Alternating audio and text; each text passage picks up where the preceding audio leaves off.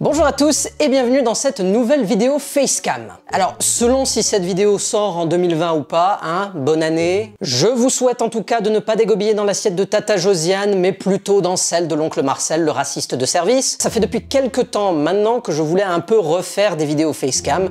Ces derniers temps, je me suis pas mal cloisonné dans une charte éditoriale qui ne me convenait pas et qui malheureusement me prenait pas mal de mon temps.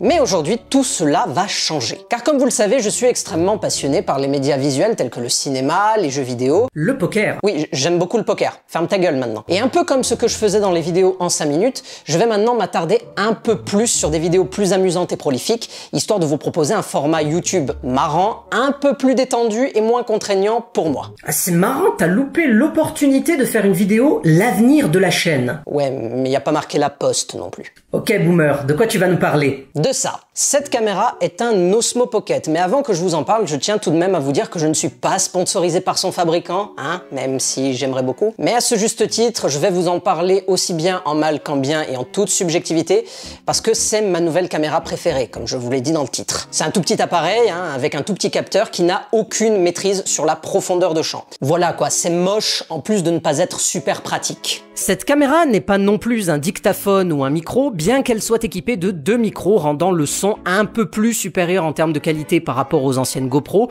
qui ont la réputation d'avoir un son de merde, on va pas se mentir. Cette caméra n'est pas non plus une caméra grand angle, et cette caméra n'est pas non plus une caméra coloscopique. Les gens ne sont pas obligés de savoir ce que tu fais avec cette caméra. En revanche, ce que l'Osmo Pocket est vraiment, c'est une caméra stabilisée sur 3 axes, et une plutôt bonne en plus. Ses performances vont jusqu'à de la 4K 60 fps, ce qui lui permet de s'aligner confortablement avec les action cam les plus populaires du marché, et de me dégoûter de l'appareil qui me filme en ce moment, qui est un 70D, faisant de la 1080p à 30 images secondes max. Encore une fois, merci Canon.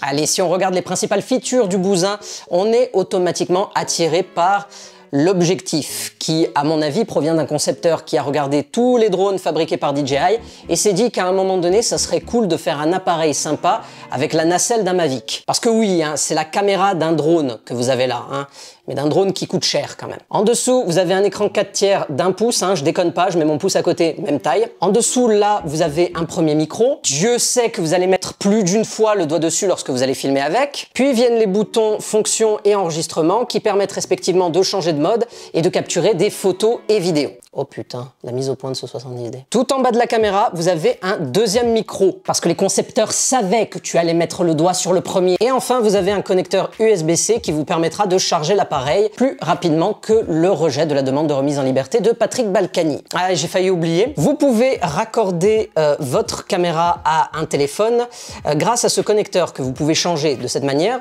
Vous pouvez le brancher à n'importe quel téléphone. Ça, c'est vraiment pour ceux qui souffrent de presbytie à cause de la taille de l'écran. Bref, on a là du coup essentiellement une caméra qui est en somme une caméra à accessoires, donc une action cam manuelle en quelque sorte, mais celle-ci est plus propice au voyage de vacances surtout. Là où on a un des premiers gros avantages que cet appareil offre, c'est sa praticité. Déjà en termes de forme. Je sais pas si vous avez déjà essayé de cadrer avec une GoPro à la main, mais c'est pas vraiment le top. Enfin, c'est cubique, c'est risqué. C'est pour ça que j'ai tendance à dire que la GoPro est plus appropriée pour de la vidéo embarquée. Tu la prends, tu la poses à un endroit et tu l'oublies. L'Osmo, lui, est plus pratique et naturel en termes de prise en main et est beaucoup plus polyvalent en termes de création.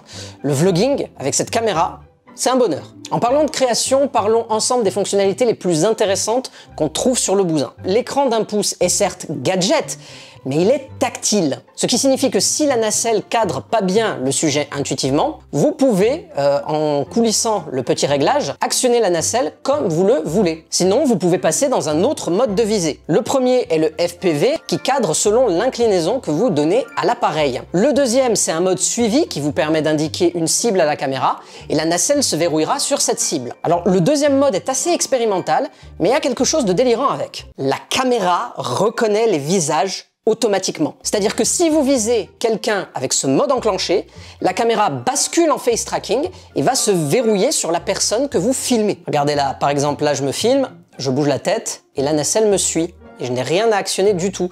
Et c'est assez rapide en termes de réactivité. Alors après, il y a un mode sport qui permet d'être encore plus rapide dans les mouvements de la caméra. Et je crois d'ailleurs qu'il est activé là en ce moment. Donc vous voyez que là, j'essaie de duper la caméra.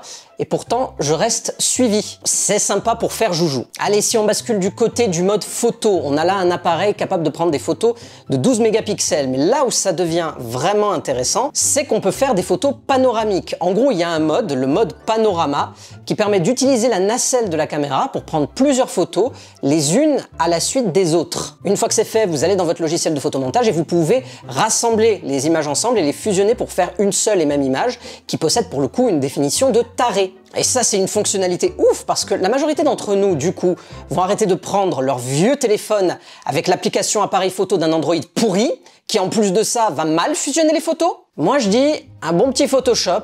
Il n'y a que ça de vrai. Ensuite, il y a un mode ralenti natif qui est intégré au bousin et dont on ne va pas parler parce que, comme dans tous les appareils vidéo grand public, il est bâclé. On va plutôt parler des modes time-lapse et vous avez bien entendu, des modes time-lapse.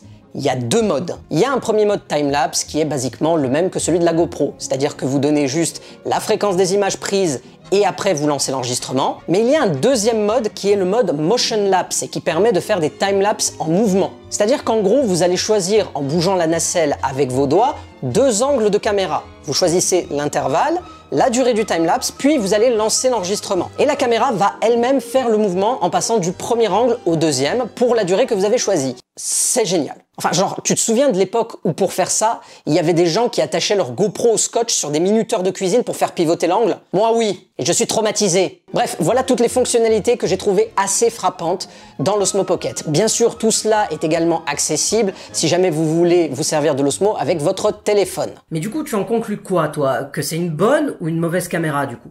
C'est une bonne caméra. Selon moi, c'est la caméra qui a été clairement faite pour le vlogging dans le sens où beaucoup d'entre nous possèdent une GoPro mais ne peuvent pas forcément s'en servir dans des conditions extrêmes. En termes de création, c'est la caméra compacte de choix que j'emporterai avec moi. C'est un petit peu comme en cuisine. Il y a le couteau de boucher et le couteau d'office. Le couteau de boucher, il va dégrossir le travail, prendre des angles assez grands et avec, vous êtes sûr de pouvoir tout couper. Ça, c'est la GoPro. Et le couteau d'office, lui, va faire du travail de précision, des petites découpes, des émincés, de la déco. Et il va libérer la créativité du chef cuistot. Et ça, c'est l'Osmo Pocket. Voilà pour ce qui était de cette caméra, il vient bientôt le moment de nous quitter, mais avant, il faut que je vous parle d'un truc ultra important. Bon voilà, ça fait pas mal de temps que YouTube est devenu un sujet clivant. Il y a beaucoup de conceptions de création qui se font autour de la plateforme, plusieurs visions qui se font autour de ce que YouTube fait. Et dans l'ensemble, on est tous un petit peu d'accord pour dire que YouTube est loin d'être une plateforme parfaite, parce que le site n'est pas parfait, que la plateforme ne fonctionne pas bien des fois et que c'est compliqué de pallier à ces problèmes. Parfois, on a des soucis pour partager le contenu avec vous quand il sort, et parfois on a des soucis pour faire prospérer une chaîne parce que personne ne la soutient.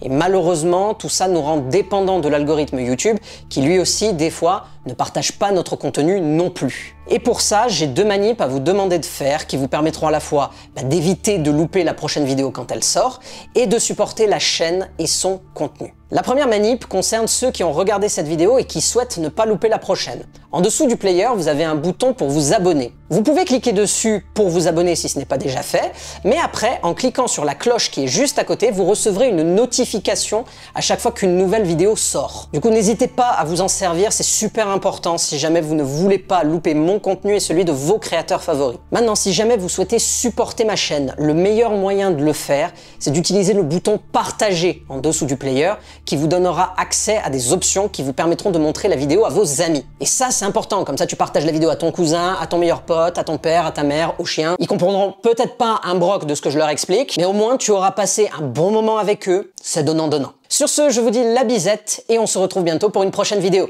Ciao!